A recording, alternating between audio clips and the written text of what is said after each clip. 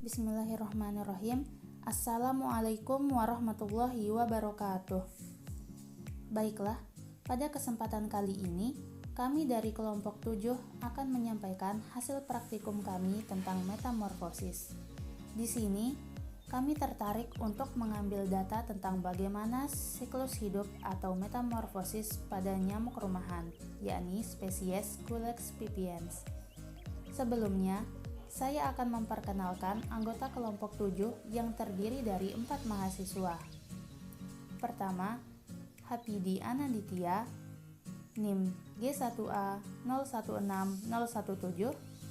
Kedua, Hamdani, NIM G1A 018026. Ketiga, Indah Alibiah Putri Kirana, NIM G1A 018030. Dan saya sendiri, Hilna Widiani, NIM G1A 018028. Adapun tujuan dari praktikum kali ini antara lain: yang pertama, untuk mengetahui bagaimana siklus hidup atau metamorfosis pada nyamuk.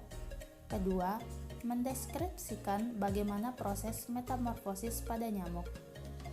Alat dan bahan praktikum yang digunakan antara lain: alat tulis, kamera, wadah atau genangan, dan spesies nyamuk Culex pipiens.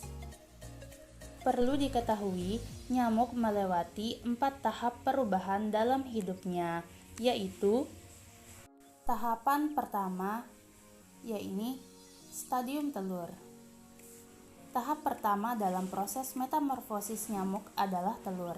Sebelum terjadinya tahapan ini, telah terjadi pembuahan antara sel telur nyamuk betina dan spermatozoa nyamuk jantan. Proses pembuahan ini nantinya akan menghasilkan zigot hingga nyamuk betina mengeluarkannya dalam bentuk telur. Telur-telur yang dikeluarkan oleh induk betina akan diletakkan di dalam permukaan air yang tenang atau tempat lembab.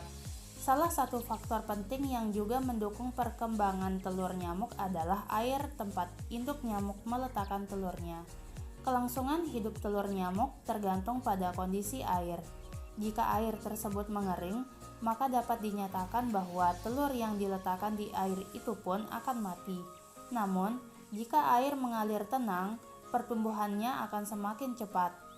Umumnya, butuh waktu selama sekitar 2 hingga 3 hari untuk membuat telur menetas. Tahapan kedua yakni stadium larva. Setelah semua telur menetas dengan baik, maka akan muncul larva nyamuk yang disebut dengan jentik-jentik nyamuk. Jentik-jentik itulah yang keluar dari telur dan hidup di permukaan air. Mereka akan berkembang biak di sana hingga benar-benar bisa meninggalkan tempat mereka dan beralih ke tempat lainnya. Butuh sekitar kurang lebih 7 hari hingga 10 hari bagi mereka untuk menjadi pupa. Dalam kurun waktu tersebut, jentik akan mengalami 4 tahapan pertumbuhan atau instar. Dari tahapan tersebut, mereka akan mengalami beberapa perubahan seperti bertambahnya jumlah bulu-bulu halus di tubuhnya, dan perubahan bentuk. Ada beberapa faktor yang dapat mempengaruhi pertumbuhan larva nyamuk. Faktor tersebut diantaranya ketersediaan bahan makanan, ada tidaknya predator dalam ekosistem air, dan suhu air. Tahap ketiga yakni stadium pupa.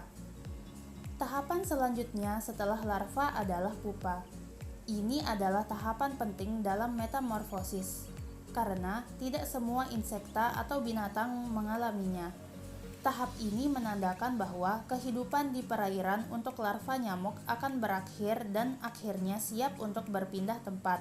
Seperti halnya kupu-kupu, larva nyamuk juga akan berubah menjadi pupa tua, disebut kepompong. Hal ini bertujuan untuk mempersiapkan kematangan nyamuk menuju tahap dewasa. Tahap ini juga bertujuan untuk menyempurnakan struktur tubuh nyamuk agar dapat terbang dengan baik nantinya. Dalam tahapan ini, pupa akan mengalami keadaan pasif yang dinamakan dengan keadaan inaktif. Walaupun tampak tak ada aktivitas pergerakan, fungsi pernapasannya masih berjalan. nyamuk tersebut tetap bisa bernapas melalui corong napas yang terletak di atas pupa. Tahapan pupa akan selesai setelah sekitar 12 hari lamanya. Selama proses pembentukan, sayap-sayap halus akan mulai terbentuk dengan baik. Tahap terakhir yakni stadium nyamuk dewasa. Tahap terakhir dari metamorfosis pada nyamuk adalah nyamuk dewasa. Setelah nyamuk yang berada di dalam pupa sudah melalui proses perkembangbiakan selama 12 hari, maka mereka akan keluar. Jika dilihat dari gendernya, nyamuk jantan umumnya lebih cepat keluar dari pupa dibandingkan dengan nyamuk betina. Setelah keluar dari pupa, mereka pun akan melakukan perkawinan dan metamorfosis pun akan terjadi lagi secara berurutan.